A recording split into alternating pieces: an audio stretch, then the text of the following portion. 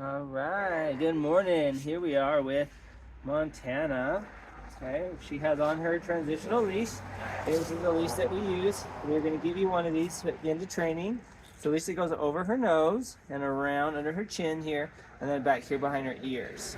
Okay, um, and this is our favorite leash ever. It really helps us kind of connect with the dogs and really get their mind to focus on us, and really helps us out through the training process. Um, so, as you can see, she's just sitting right here next to my side. That's where we want her. The body positioning here is what we're gonna work on first.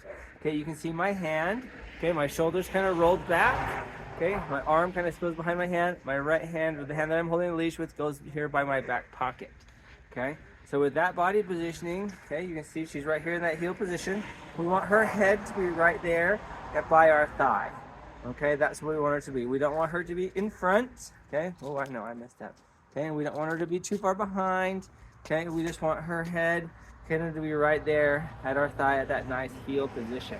Okay, so to do that, the best place for us to be is that arm kind of back, kind of just comfortably back, hand right there by that back pocket. Okay, and her head there. That way you can see she's kind of watching me. Okay, she can see me, I can see her. We're gonna walk and do this together, side by side.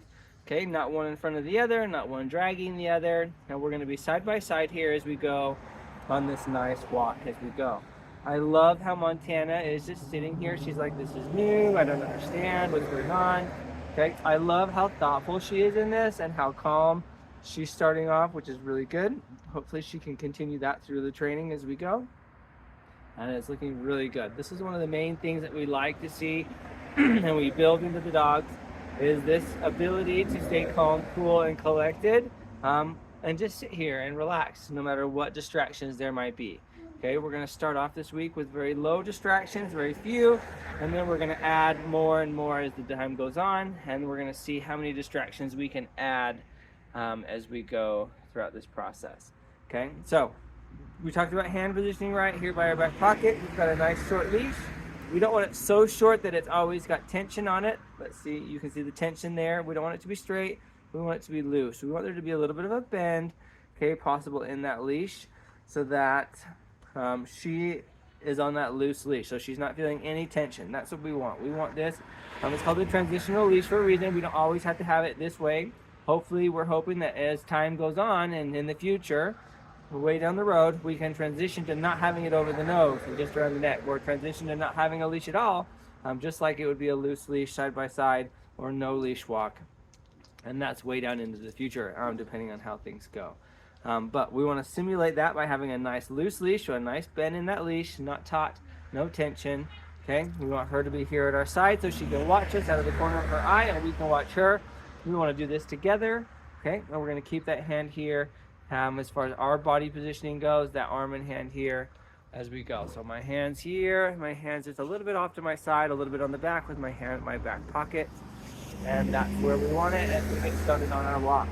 So nice and quiet here, sitting calmly, calm, cool, and collected as we're ready. Now, as I'm ready to go, I'm going to start moving, and I'm going to let that tension kind of touch her a little bit, and then we're going to start going. Now she's like, oh, I don't know where to go. I don't know where I'm supposed to be.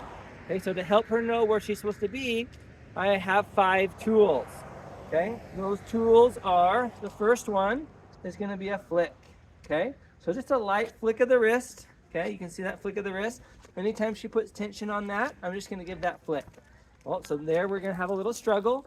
So we're going to do the second one, which is going to be a lift until she puts that bum down, and that's the reset.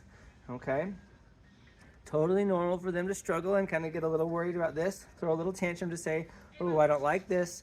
How do I change it? Okay, so we're saying, oh, well, if you don't like it, you've got to be calm. Being calm, cool, and collected is the way to get through any of the stuff that we're going to go through today. So we're going to try that again. We're going to start walking. I'm going to give those little flicks. Anytime she hits the tension on that leash, I'm going to give that little flick. Okay, I want her to look for that non-tension zone there at my side. There it is. Slack there. There we go. A little tension, a little flick. Okay, so one of the tools is the flick. The second tool is that lift and reset. That reset is one we're going to do all the time. That's one of our favorite ones. It's one of the best ones to help kind of continue that calm, cool, collected mindset. Okay, little flick there. There we go. And I'm just kind of walking in circles because I'm not ready to go too far yet, okay? Because I want to limit the distractions as she's learning this new process, right? There, she's getting a little better, a little flick. She kind of pulled some tension. Let me kind of clean up my leash here so you can see better. A little flick there. And again, so my arm's nice and straight. My hand's down here on my side. Anytime she puts tension on that, I give a little flick. There, she's starting to figure it out, right? There's that loose leash. Her head's here at my side again. Okay, little flick. Okay, there we go. She's watching my movements. She's doing good. Starting to get it. Okay, so lift and sit, that reset. You got the little flicks.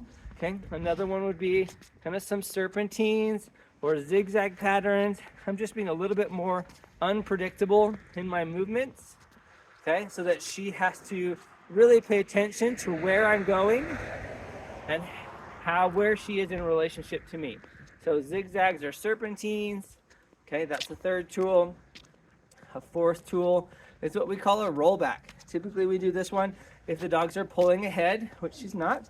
Okay, but there she's getting a little bit ahead, so I'm just going to stop, hold a firm grasp on the leash, take 3 or 4 steps backwards, and then continue to walk forwards again as normal. So that's the rollback. Okay, that's our fourth tool. Okay, and the fifth tool that we can use is we're going to be going along our walk. If she's really pulling ahead or something, I am just going to turn around 180 degrees and walk the other direction. Okay, so completely change directions, completely turn around, and that's the fifth tool we're going to use. And then once she gets calm, cool, and collected, going back in the other direction, then again, we can continue forward in that forward direction. We'll continue to speak on these different tools as we walk on the leash, and how we use them or when we like to use them better. Some of them work better in some circumstances than others, like the rollback and the turnaround. Okay, those two work really good when there's something ahead that they really want to get to, whether it's going home or there's another dog up ahead or something really caught their attention. Okay, those are two things that we're really going to use and focus on in those two times. Okay, but the majority of the time, we really like to use the flick, which is awesome, and the lift and sit. So she's doing really good. So we're just going to take a quick pause. Okay, and I can pause as much or as often as I want. Okay, that lift and that sit, I want her to be able to just sit calm, cool, and collected at my side, whether it's for 10 seconds, okay, or 20 seconds, or whether I'm getting the mail for a couple minutes, whether I stop to talk to the neighbor for 10, 20 minutes, or whether I'm out to lunch and I just want her to sit calm, cool, and collected at my side at the table while we eat lunch out at the park or at the restaurant or whatever that might look like. So this skill of sitting calm, cool, and collected no matter what happens around us is a very valuable skill that we're going to continue to encourage for her so that it can happen anytime, anywhere, any place. And that's something that we really are looking forward to. So she's doing really good. Okay, we're going to mind those distractions. We found a good window for us to hear it across the road. Okay, here's a little flick. Put tension on there, little flick. There we go. Tension, flick, tension, flick. Loose leash. You can see that nice bend in that leash, which is awesome. Okay. Tension, flick. There. I really like that. That's looking very good. Okay. She's doing a good job there, kind of at my side. There, she's getting a little bit behind. Oh, where did she go? There she is. Okay. A little bit of different view here. Okay, I want her here at my side, so this is my point of view, right? Tension, flick. Tension, flick. Nice loose leash, that's great. Tension, flick. Okay, tension, flick. You can see where my hand is, where my body position is here. Okay, that's where we want it. If it gets too far out here or too far up, now she's way ahead of me and she's having a hard time paying attention. She's like, well, something changed. What's going on? So, hand by my back pocket. As soon as I feel that tension, I'm gonna give that flick. Okay, so I can keep her head right there at my side. There, tension, flick. Okay, this time we're gonna change it up. There, a little bit of tension. I'm just gonna stop. Try that roll back, 3 or 4 steps back, and then continue walking forward. There, so we're just looking for her, or we're wanting her to find this comfortable zone right here at our side where that leash can stay nice and loose. Okay, nice loose and relaxed leash. There, she's catching some smells along these rocks. But we want that nice loose leash. We want her to be comfortable here at our side. And we're gonna do that through these things. There, I'm gonna add in a little bit of zigzags here. And again, we're just building that attentiveness to us, okay, and where we are and where she is in relationship to us. And again, there we go. Nice loose leash. That's looking really good. So number one lesson for today is for us, body positioning, right? Hand at our side, arm at our side, hand by that back pocket. Her body positioning with that head, okay, right here next to our thigh, so she can just watch me out of the corner of her eye. I can watch her out of the corner of my eye, and we're going to be communicating through that body language. Okay, I want her to be there. I want her to be relaxed. Okay, and that happy, relaxed place is right here at my side. Now, if I wanted to stop and talk to someone, I'm going to stop. I'm going to give a lift straight up. Okay, just like the weight of an apple, I'm not lifting hard, just enough to get that leash to go straight. And it doesn't matter if it takes her 10 seconds or 36. Oh, whoops, sorry, I got it crooked. There, she put that bum down, and I'm going to release that pressure. Okay, I'm going to step over to her side just to maintain that positioning, right? I want her to be positioned here at my heel, not in a different direction, not somewhere else. Okay, and at first we're going to move to her so that we keep her in that nice heel position. Okay, she's doing a good job. I'm going to give a little bit of praise here.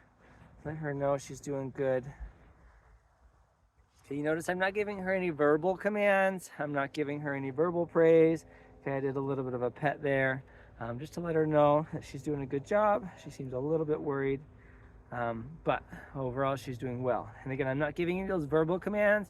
We don't want to have to tell her to heel or tell her to slow down or tell her to wait or tell her to sit. Or okay, if we're always commanding her and everything, then she's going to need to be commanded every step of the way. We want her to find what feels good, and what feels good is to be on that loose leash, to have no tension on that leash.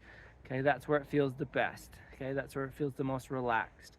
Okay, and when she's the happiest is when she's going to be relaxed and here at our side. So that's the goal here, is we're teaching her to find that happy place on the leash, okay, which is on next to our side, okay, in that nice heel position as we go on these nice loose leash walks. Okay, anytime that she's not on that spot, she feels that tension, and she's going to get that little reminder of, hey, come back to the happy place, come back to this nice spot at our side, come back to where you can be relaxed and comfortable. Okay, and that's where you're going to be the happiest while we're out here and moving along. Okay, so we're just going to keep practicing this. Again, a quick review for those 5 tools. Okay, 1 is that lift and sit.